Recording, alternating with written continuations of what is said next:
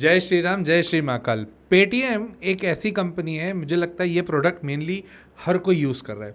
In fact जैसे noodles का दूसरा नाम मैगी होता है, वैसे आजकल पेटीएम करो जिस हिसाब से चीज़ चल रही है, उस हिसाब से ऐसा लगता है कि इसकी डिमांड दिन बर दिन बढ़ने वाली है। चीज़ चल भी रही है, कोई डाउट भी नहीं है, लोग यूज़ भी कर रहे हैं।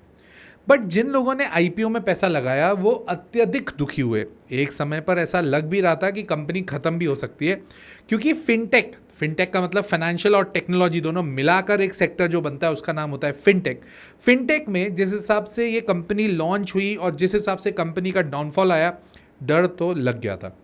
इफेक्टिवली जो लोगों ने 2,000 रुपये पर आईपीओ लिया है उनका भाव करीब 300 रुपये तक गया, मतलब 80-85% आपका कंपनी का जो वैल्यू था वो वाइप ऑफ हो गया। बट उसके बाद में एक रुझान आया और जो लोगों ने आईपीओ में इन्वेस्ट किया वो तो अभी भी लॉस में है, बट जिन्होंने नीचे कुछ दम भर के वो लिया होगा कंपनी, उन लोगों को काफ़ी अच्छा प्रॉफिट हुआ। बट रिसेंटली क्वार्टरली रिजल्ट्स भी आए और क्वार्टरली रिजल्ट्स में कुछ अनोखा होते हुए दिखा। उसी चीज़ के ऊपर ये डिटेल वीडियो आपके सामने है। बट ये ध्यान रखिएगा, ये कोई बाइंग सेलिंग रिकमेंडेशन नहीं है, इसको बाइंग सेलिंग के हिसाब से मत देखिए, इसको प्योरली एजुकेशन पर्पस के हिसाब से देखिए, ताकि आपको समझ आए कि किसी भी कंपनी को अगर हम डिटेल एनालिसिस करते हैं तो उसमें हमें क्या क्या समझना चाहिए। तो आप जानते हैं कि जैसे ही इस तरह की कोई मैं वीडियोस बनाता हूँ उसको कुछ चैप्टर्स में डिवाइड करता हूँ। इसको मैंने 4 चैप्टर्स में डिवाइड किया है। सबसे पहले हम बात करेंगे quarterly results. Second will be talking about the financials of the company, कि क्वार्टरली रिजल्ट्स आ गए, अब फाइनेंशियल्स एग्जैक्टली क्या बोल रहे हैं, ग्रो कैसे किया है।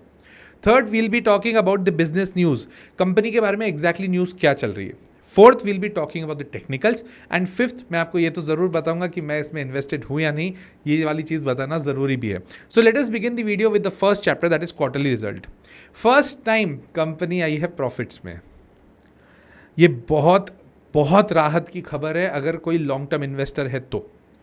यूजुअली आप लोगों ने सुना होगा कि अमेजॉन जैसी कंपनी भी एक समय पर काफ़ी हमेशा हमेशा लॉसेस ही लॉस बुक करती थी, फिर जैसे ही प्रॉफिट में आई तो अब कहाँ से कहाँ स्टॉक पहुँच गया वो सब जानते हैं।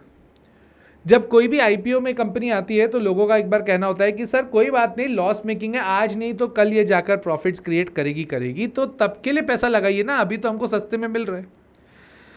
मुझे बेसिकली कभी भी कंफर्ट नहीं देती है जब कोई कंपनी लॉस में होती है। जोमैटो के साथ भी यही था। हाँ, इसका ये भी रिपरकेशन हो सकता है कि मैं इतना रिस्क नहीं ले सकता या लेना चाहता, तो ऑटोमेटिकली बहुत जगह मेरा प्रॉफिट कम हो जाता है, but I don't mind that reason. जब वो कंपनी लॉस मेकिंग कंपनी अगर लॉस में ही कवर होकर कंपनी की हालत पूरी तरह से गंभीर हो जाए ना, तो उस समय जो नुकसान होता है वो मुझे नहीं भुगतना। ये मेरा पर्सनल पर्सपेक्टिव है, आपका अलग हो सकता है। तो मैंने जब आईपीओ आया था इसका तब भी ट्वीट किया था, इनफैक्ट काफ़ी हद तक सोशल मीडिया पर भी बात करी थी कि पेटीएम के इसमें अभी लगाने का मेरा तो कोई रुझान नहीं है। उस समय मुझे नहीं पता था कि कंपनी इतने लेवल तक नीचे आ जाएगी, बस मेरे को ये समझ में आ रहा था लॉस मेकिंग कंपनी है, थोड़ा रिस्की बिजनेस है, यूज़ हर कोई कर रहा है। पेटीएम करो उसकी टैगलाइन है, हर कोई यूज़ कर रहा है, बट वो बैंकिंग बिजनेस भी डाल दिया, फिर अलग अलग बिजनेसेस भी डाल दिया, मेरे को इतना कंफर्ट नहीं आ रहा था। जबकि बैंकिंग बिजनेस फिनटेक कंपनी के लिए एक बहुत राहत की सांस होती है, यहां पर कुछ उल्टा हुआ। पर पता है डर कहाँ लगता है, अभी भी रेगुलेटरी फ्रेमवर्क के हिसाब से अगर मैं देखूँ ना, अभी भी बहुत ज़्यादा एकदम ऐसे बोलूँ कि कंपनी को पूरी क्लीन चिट मिल गई, अच्छा काम करे, वैसा नहीं है। ऑपरेशनल डिस्ट्रप्शन अभी भी है। तो ये सब चीज़ें देखने के बाद ना मेरे को थोड़ा सा अभी भी कंफर्ट वो लेवल का नहीं है। हाँ, अगर आप बोलें कि हाँ सर इसमें पोर्टफोलियो का 1 या 2% डाल सकते हैं क्या, that you can do, you can take lot of risk with 1 और 2%। बट क्या मैं इसमें बहुत लमसम इन्वेस्टमेंट का सोच सकता हूँ अपने पर्सनल पोर्टफोलियो के लिए? नहीं, मैं नहीं सोच सकता, बिकॉज मेरे को उस लेवल का रिस्क नहीं पसंद है। हाँ, तो उस लेवल का रिटर्न भी नहीं आता, हाँ तो उस लेवल का लॉस भी नहीं होता। और मेरे को है ना जियो की एंट्री आने के बाद ना मेरे को इन सब कंपनीज से थोड़ा है ना मन खट्टा भी हो गया है। मेरे को आप कमेंट करके बताइएगा क्या आपके साथ भी हो रहा है क्या ये। जियो की एंट्री के बाद में आप एक बात बताओ, पेटीएम के ऊपर जितने रेगुलेटरी फ्रेमवर्क थे वो बहुत तेज़ी से लगे, इंडिया इन्फोलाइन के ऊपर तेज़ी से लगे, मतलब जो भी फाइनेंशियल कंपनीज थी वहाँ पर कहीं ना कहीं उनके ऊपर रेगुलेटरी फ्रेमवर्क के ऊपर क्वेश्चन आया, इनफैक्ट बजाज के भी ऊपर आया। तो इफेक्टिवली जब मेरे को पता है कि इन सब चीज़ों में महाराज आ चुके हैं, तो फिर महाराज के ऊपर फोकस कर लो। सी महाराज, I am not focusing, I am not promoting you कि आप जाओ और वहाँ पर जाके जियो, मैं ऐसा कोई, मेरा कोई फोकस वैसा नहीं है। बट दिख तो वही रहा है ना, मैं क्या करूँ।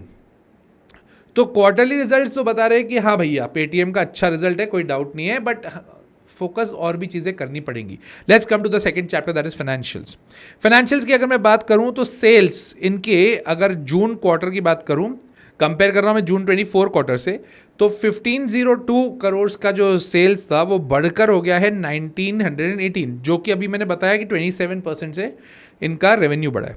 ऑपरेटिंग मार्जिन भाई साहब पिछले साल लॉस में थे 794 करोड़ के, मतलब तब लॉस था 53% का, जो अब बढ़कर 4% का ही सही बट प्रॉफिट है। मन में लड्डू फूटा, फूटना बनता भी था। मतलब पहले जब ये 100 रुपये का रेवेन्यू कर रहे थे तो इनको 53 रुपीज़ का लॉस हो रहा था, 53 रुपीज़ का लॉस हो रहा था, और अब ये 100 रुपये अगर का रेवेन्यू कर रहे हैं तो 4 रुपये का प्रॉफिट है।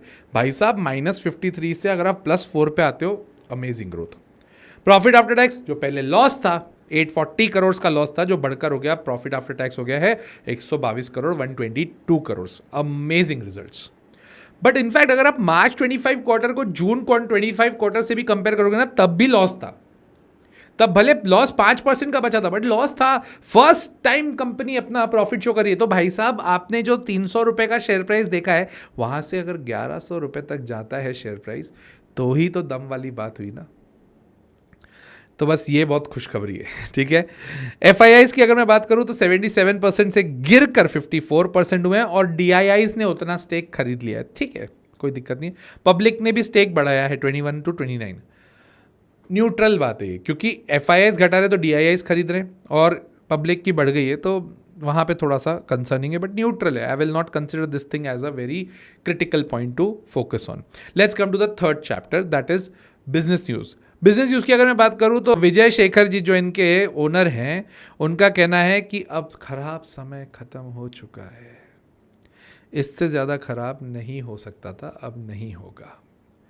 और ये जो लॉस से प्रॉफिट में आए हैं ना, इन्होंने ईसॉप अब ये नहीं दे रहे हैं। ईसॉप का फुल फॉर्म होता है एम्प्लॉय स्टॉक ऑप्शन। तो ईसॉप अब नहीं इनको जानना पड़ेंगे बैलेंस शीट में, तो ऑटोमेटिकली देखो क्या होता है, मैंने अगर अपने एम्प्लॉयज़ को सैलरी दी, तो सैलरी दूंगा तो क्या होगा, मेरे प्रॉफिट एंड लॉस में आएगा, राइट। मेरे लिए एक्सपेंस हो गया वो, तो एक्सपेंस हो गया तो ऑटोमेटिकली मेरे लिए वो लॉस की सिचुएशन क्रिएट करेगा। और अब इन्होंने बोला हम ईसॉप अब और नहीं देंगे, तो अब अगर ईसॉप नहीं देंगे तो एम्प्लॉय कॉस्ट थोड़ी कम होगी, उससे भी प्रॉफिटेबिलिटी बढ़ रही है। आई थिंक वही एक बहुत बड़ा रीज़न है जिसके कारण इनकी प्रॉफिटेबिलिटी बढ़ी है। बट मुझे लगता है ऑपरेटिंग प्रॉफिट अगर बढ़ गया ना, तो भाई साहब ये एक बहुत बड़ी जीत तो हो ही गई है इस कंपनी के लिए। तो क्या इसके टेक्निकल्स बोलते हैं, क्या ले ले सी देखो, अगर जिन्होंने 300 350 में लिया हुआ है तो they must be very happy with the company, very happy with the company. In fact बहुत सारे न्यूज़ चैनल्स में फाइनली जाके कुछ अच्छा कुछ बोला था कि हाँ पेटीएम के लिए, जब विजय शेखर जी ने कहा था कि सब खत्म हो चुका है खराब बातें, अब जो भी होगा अच्छा होगा, तो यस वहाँ से दिख भी रहा है। हायर हाई और हायर लोज ये बना रहा है ये स्टॉक। अब ये इसका मतलब क्या हुआ, देखो बहुत सिंपल सी बात है।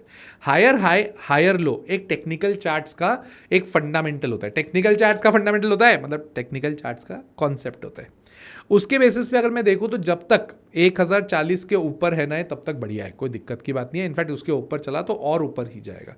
तो इसका ये मतलब समझ में आ जाना चाहिए कि 1040 एक तरह का इनका सपोर्ट है। जिनको थोड़ा सा रिस्क कम लेना रहता है, मतलब ऐसा लगता है कि नहीं यार एकदम स्टॉप लॉस हमारा हिट हो जाता है सर, तो 1000 तक ले लो, 990 तक ले लो, तो वो एक सही सिचुएशन बनती है। बट जब तक 1040 के ऊपर है, it's a good thing to focus on, right. मेरे पास नहीं है, पेटीएम नहीं है, मैं नहीं लेना चाहता हूँ। ये वीडियो बनाया ही आप लोगों के लिए कि आपको समझ में आए कि किस तरह से इस तरह की कंपनी को एनालाइज किया जाता है। बट यस रिवाइवल है, बट अब रिवाइवल तो रिलायंस पावर का भी था, फिर उसके साथ क्या हुआ ये हमने सब ने देखा भी सही। तो डर तो लगता है ना यार, ऐसी बात तो नहीं है।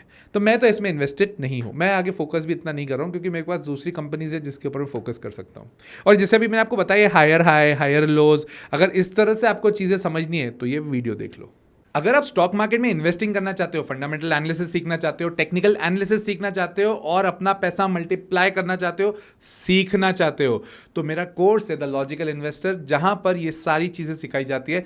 पर्पस सिर्फ एक ही है, ताकि आपको रात की नींद आपकी अच्छी रहे, रात को स्ट्रेस ना आए, हम लॉन्ग टर्म विजन से इन्वेस्ट करें, ये ध्यान रखना। इसमें ऑप्शन ट्रेडिंग नहीं सिखाई जाती है, इंट्राडे ट्रेडिंग सवाल ही नहीं है, और फ्यूचर्स तो सोचना भी मत।